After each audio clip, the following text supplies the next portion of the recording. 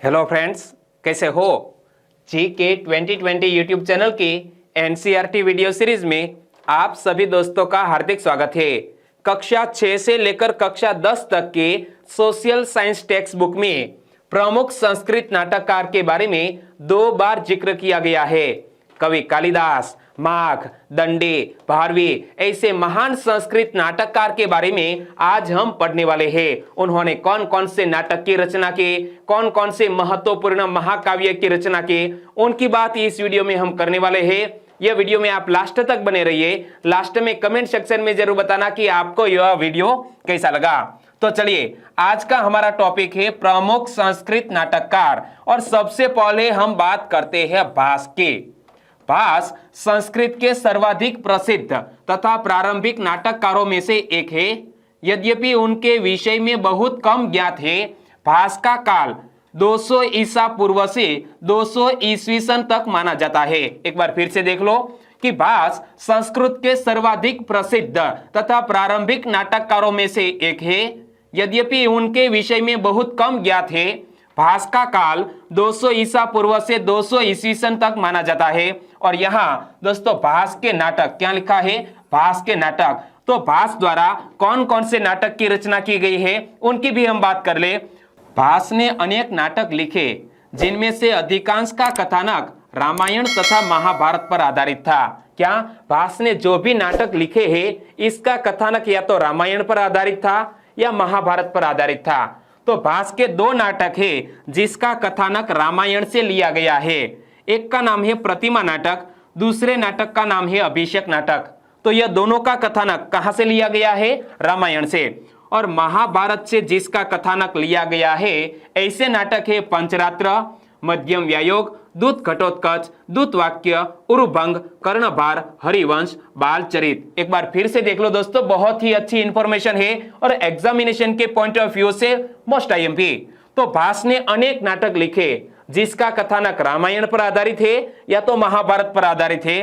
रामायण पर आधारित ऐसे 2 नाटक, प्रतिमा नाटक, अभिषेक नाटक। और महाभारत पर आधारित नाटक है पंचरात्र, मध्यम व्यायोग, दूत घटोत्कच, दूत वाक्य, उरुभंग, कर्णभार, हरिवंश, बालचरित। ओके। और इनके अतिरिक्त भास ने स्वप्न वासवदत्ता, प्रतिजन्य योगेंद्रायण, अविमारक नामक नाटक लिखा। क्या इसके अतिरिक्त भी नाटक लिखे हैं भास ने। और इनमें से स्वप्न वासवदत्ता काफी फेमस हुआ है, जिसकी दोस्तों यहाँ इमेज आप देख सकते हैं। यह किताब किसकी है, भास की है। और यह नाटक काफी फेमस हुआ है। और बुद्धकालीन शासक उदयन को आधार बनाकर स्वप्न वासवदत्ता तथा प्रतिजन्य योगेंद्रायण नामक नाटक लिखे हैं।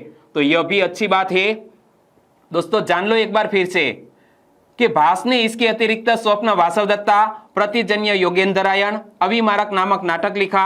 बुद्धकालीन शासक उदयन को आधार बनाकर स्वप्न वासवदत्ता तथा प्रतिजन्य योगेंद्रायण नामक नाटक लिखे हैं। और दोस्तों आगे मैं आपको बताऊं तो इनके अतिरिक्त भास ने अविमारक नामक जो नाटक लिखा तथा अपूर्ण नाटक दरिद्र चारुदत्त भी लिखा। क्या एक भास का अपूर्ण नाटक भी है जिसका नाम है दरिद्र चारुदत्त। और मणिकौल ने भास चरित अविमारक को आधार बनाकर वर्ष 1994 में द क्लाउड डोर नामक एक फिल्म भी बनाई थी। क्या भास द्वारा लिखे गए नाटक में से दोस्तों 1994 में एक फिल्म भी बनी जिसका नाम है द क्लाउड डोर। एक बार फिर से देख लो कि इसके अतिरिक्त भास ने अविमारक नामक नाटक लिखा तथा अपूर्ण नाटक का नाम है दरिद्र चारुदत्त। और मणिकौल ने भास चरित अविमारक को आधार बनाकर वर्ष 1994 में द क्लाउड डोर नामक एक फिल्म बनाई थी। चलिए, जो मैंने आपको इंफॉर्मेशन बताई जो भास से रिलेटेड थे उनको बेस बनाते हुए कुछ क्वेश्चन आपके स्क्रीन पर है। स्वप्न वासवदत्ता नामक नाटक की रचना किसने की थी। क्या स्वप्न वासवदत्ता नामक नाटक की रचना किसने की थी। हमने किसकी बात की, हमने भास की बात की। सही आंसर है ऑप्शन डी। और अब कालिदास की बात करें तो कवि कालिदास के नाम का उल्लेख ऐहोल के उत्कीर्ण लेख में हुआ था। क्या दोस्तों, एग्जामिनेशन में यह क्वेश्चन पूछ लिया गया है। कवि कालिदास के नाम का उल्लेख ऐहोल के उत्कीर्ण लेख में हुआ था। और संस्कृत के सबसे लोकप्रिय एवं महत्वपूर्ण साहित्यकार कालिदास जिन्हें भारत का शेक्सपियर भी कहा जाता है, तो उनके प्रारंभिक जीवन के विषय में अनेक जनश्रुतियां प्रचलित है। वे किस काल से संबंधित है, वो दोस्तों विवादित है। क्या कवि कालिदास किस काल से संबंधित थे, वो अभी भी विवादित है। एक बार फिर से देख लो कि संस्कृत के सबसे लोकप्रिय एवं महत्वपूर्ण साहित्यकार कालिदास, जिसे भारत का शेक्सपियर कहा जाता है, उनके प्रारंभिक जीवन के बारे में अनेक जनश्रुतियां प्रचलित है। वो किसके समकालीन थे, वो अभी भी दोस्तों स्पष्ट नहीं हुआ है।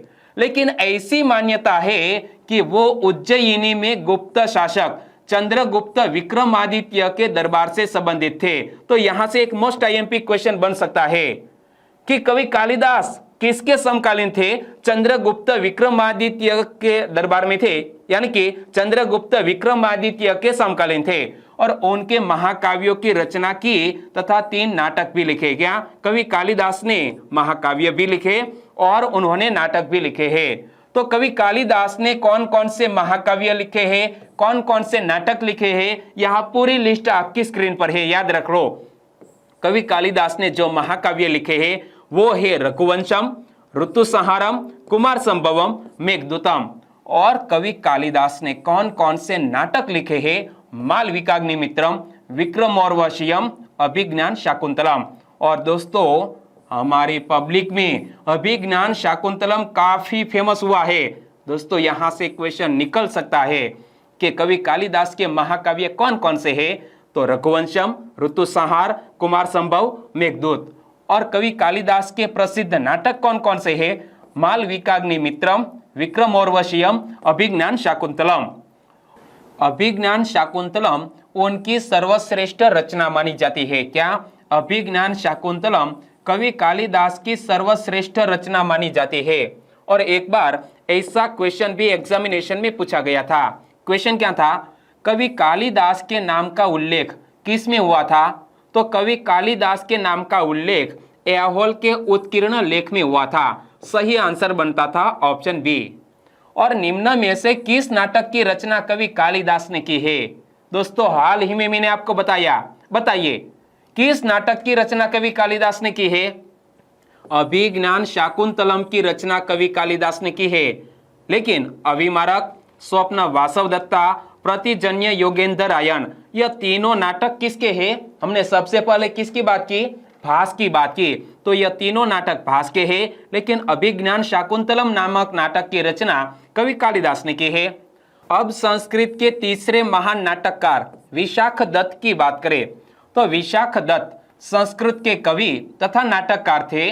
उनके द्वारा लिखित 2 नाटक मुद्रा राक्षस तथा देवी चंद्रगुप्तम के विषय में जानकारी उपलब्ध है। यद्यपि उन्होंने मुद्रा राक्षस नामक नाटक में अपने पिता तथा पितामह को महाराजा कहकर परिचय करवाया है, फिर भी उनके विषय में अधिक जानकारी उपलब्ध नहीं है। एक बार फिर से पढ़ लो कि विशाख दत्त संस्कृत के कवि तथा नाटककार थे। उनके द्वारा लिखित 2 नाटक मुद्रा राक्षस तथा देवी चंद्रगुप्तम के विषय में जानकारी उपलब्ध है।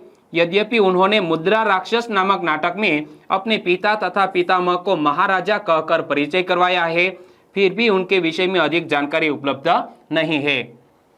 और दोस्तों विशाख दत्त के मुद्रा राक्षस नाटक की बात करें, तो विशाख दत्त का पूर्ण रूप से एकमात्र उपलब्ध नाटक मुद्रा राक्षस है। इसमें धननंद के काल में होने वाली राजनीतिक अस्थिरता के माहौल का सजीव चित्रण किया गया है। धननंद के मंत्री राक्षस के षड्यंत्र तथा उनको असफल करने की चाणक्य की योजनाएं इस नाटक को अत्यंत रोचक बनाती है। दोस्तों मुद्रा राक्षस में जो कथानक प्रस्तुत किया गया है वो देख लो कि विशाख दत्त का पूर्ण रूप से एकमात्र उपलब्ध नाटक जिसका नाम है मुद्रा राक्षस, और मुद्रा राक्षस नाटक में धननंद के काल में होने वाली राजनीतिक अस्थिरता के माहौल का सजीव चित्रण किया गया है और धननंद के मंत्री राक्षस के षड्यंत्र तथा उनको असफल करने की चाणक्य की योजनाएं इस नाटक को अत्यंत रोचक बनाती है। और दूसरे नाटक देवी चंद्रगुप्तम की बात करें तो यह नाटक अपने पूर्ण रूप से प्राप्त नहीं होता तथा इसके कुछ अंश ही प्राप्त हुए हैं। क्या यह देवी चंद्रगुप्तम नाटक के कुछ अंश ही प्राप्त हुए हैं। चलिए आंसर दीजिए, निम्न में से कौन सा नाटक विशाख दत्त ने लिखा है। तो हमने किसकी बात की, विशाख दत्त ने कौन सा नाटक लिखा है? मुद्रा राक्षस नामक नाटक लिखा है। सही आंसर है ऑप्शन सी। लेकिन यह मालविकाग्निमित्रम, विक्रमोर्वशीयम और अभिज्ञान शाकुंतलम, यह तीनों नाटक किसके हैं? महाकवि कालिदास के हैं यह तीनों नाटक। और यह मुद्रा राक्षस नाटक किसका है? विशाख दत्त का है। सही आंसर ऑप्शन सी। आगे एक महान कवि शूद्रक की बात करें। यद्यपि शूद्रक के विषय में अधिक जानकारी उपलब्ध नहीं है, परंतु उनके द्वारा रचित नाटक मृच्छकटिकम में एक गणिका वसंत सेना तथा गरीब ब्राह्मण चारुदत्त के प्रेम की कहानी है। क्या? शूद्रक ने एक नाटक लिखा है जिसका नाम है मृच्छकटिकम। और मृच्छकटिकम नाटक की फ्रंट पेज इमेज में आप देख सकते हैं, किताब की फ्रंट पेज क्या लिखा है? मृच्छकटिकम। किसने लिखा है? शूद्रक ने लिखा है। और यहाँ पर दोस्तों एक इमेज आपको दिखाई पड़ती होगी, तो यह जो इमेज है वो है मिट्टी से बनाया गया बैलगाड़ी का खिलौना। क्या? मिट्टी से बनाया गया बैलगाड़ी का खिलौना। और इसी इमेज के आधार पर यह नाटक का नाम भी रखा गया है मृच्छकटिकम। मृच्छ यानी कि मिट्टी, कटिकम यानी कि बैलगाड़ी का यह खिलौना। तो दोस्तों मृच्छकटिकम में किसकी कहानी है? वसंत सेना और चारुदत्त की प्रेम कहानी है। और यह नाटक तत्कालीन सामाजिक राजनीतिक परिस्थितियों पर भी प्रकाश डालता है। चलिए आंसर दीजिए।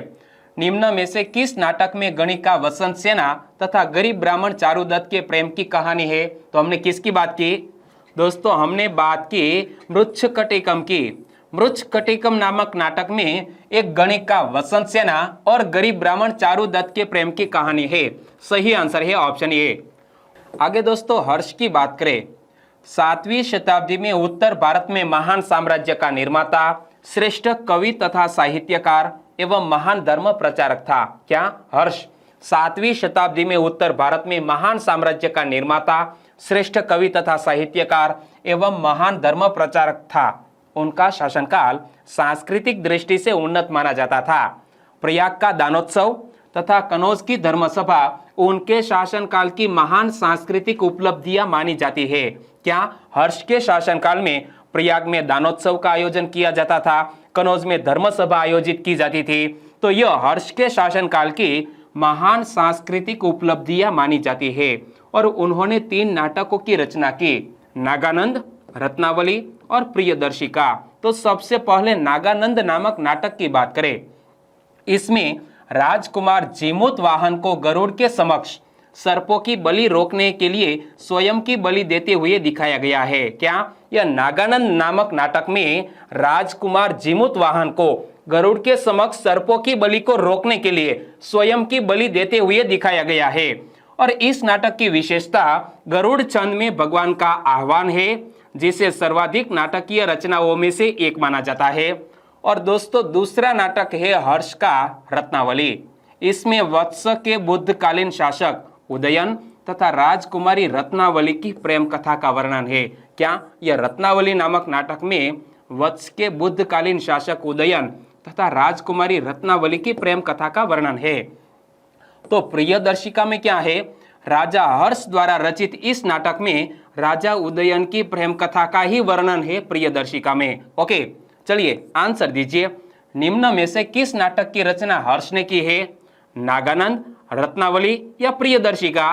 दोस्तों हर्ष ने यह तीनों नाटकों की रचना की है। तो सही आंसर बन जाता है उपरयुक्त सभी नाटकों की रचना किसने? हर्ष ने की है। और अब महेंद्र वर्मन प्रथम की बात करें।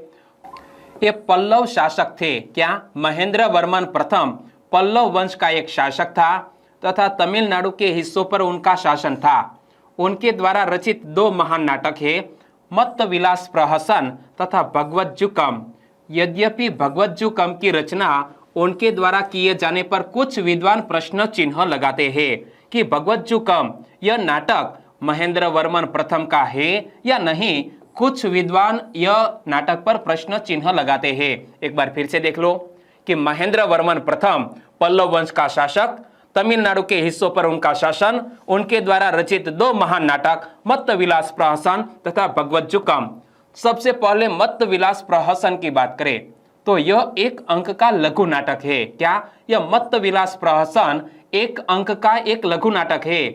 इसमें कपालिक, पाशुपात, बौद्ध, जैन आदि संप्रदायों के नकारात्मक पक्षों पर व्यंग किया गया है। चलिए आंसर दीजिए। मत्तविलास प्रहसन नामक लघु नाटक की रचना किसने की है? सिंपल सा क्वेश्चन है। हमने किसकी बात की? मत्तविलास प्रहसन एक लघु नाटक है। किसका? महेंद्र वर्मन प्रथम का। आगे बात करें भवभूति की, तो ये 8वीं सदी के साहित्यकार थे। क्या? भवभूति 8वीं सदी के साहित्यकार थे। उन्होंने महावीर चरित्र, मालती माधव तथा उत्तर रामचरित नामक साहित्य कृतियों की रचना की है। एक बार फिर से देख लो कि भवभूति ने 3 साहित्य कृतियों की रचना की है। महावीर चरित्र, मालती माधव, उत्तर रामचरित। और यह महावीर चरित तो यह भगवान राम पर आधारित एक नाटक है। क्या? यह महावीर चरित भगवान राम पर आधारित एक नाटक है और इसमें राम विवाह से लेकर राज्याभिषेक तक की कहानी है। और उत्तर रामचरित की बात करें तो यह भी भगवान राम की लीलाओं पर आधारित एक नाटक है। इसमें सीता वन गमन से लेकर महर्षि वाल्मीकि के आश्रम में सीताराम पुनर्मिलन तक की कथा का कारुणिक वर्णन किया गया है। क्या? उत्तर रामचरित यह भी भगवान राम की लीलाओं पर आधारित एक नाटक। इसमें सीता वन गमन से लेकर महर्षि वाल्मीकि के आश्रम में सीताराम पुनर्मिलन तक की कथा का कारुणिक वर्णन किया गया है। और मालती माधव की बात करें तो यह नाटक पद्मावती नामक नगर में 2 युवा प्रेमियों मालती माधव की प्रेम कथा को आधार बनाकर लिखा गया है। क्या? मालती माधव, जिसको लिखा है भवभूति ने। और भवभूति ने यह नाटक में एक पद्मावती नामक नगर में 2 युवा प्रेमियों मालती माधव की प्रेम कथा का आधार बनाकर यह नाटक लिखा गया है। चलिए आंसर दीजिए। महावीर चरित नाटक किसके जीवन से संबंधित है? महावीर चरित नामक नाटक किसके जीवन से संबंधित है? तो हमने किसकी बात की? श्री राम के जीवन से संबंधित है महावीर चरित नामक नाटक। ओके, यहाँ वीडियो को खत्म करते हैं। और वाकई में आपको अच्छा लगा है, हेल्पफुल लगा है यह वीडियो, तो इस वीडियो को आपके दोस्तों को फेसबुक, व्हाट्सएप या टेलीग्राम के जरिए शेयर करना मत भूलिएगा। बस छोटी सी उम्मीद के साथ वीडियो खत्म करते हैं। फिर मिलेंगे एक नए टॉपिक के साथ। तब तक के लिए टेक केयर एंड जय हिंद।